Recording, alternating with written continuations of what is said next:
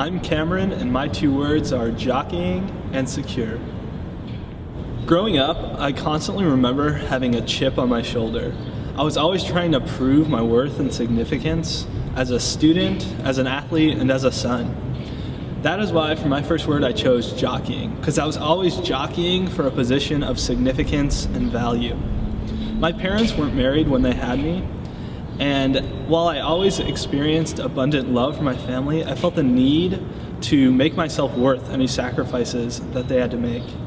In the classroom, this meant taking the hardest classes and getting the best grades, and I think this jockeying mindset was even more evident in athletics. I loved competition because it was a way for me to prove that I was more valuable than someone else at something.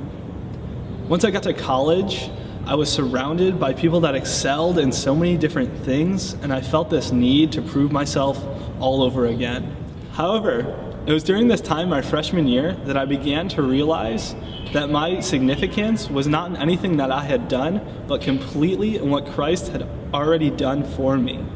And while I had grown up going to church occasionally and knew this intellectually, I began to understand its implications for how I lived my life. I no longer had to strive for significance because despite how I performed, Jesus took on all of my mess and junk and conquered it by dying on the cross. This allowed me to let go of the chip that was always on my shoulder and gave me the security that I was always looking for. And while I still might jockey and scrap in all sorts of pursuits, I ultimately know that I'm completely secure in His sacrificial love.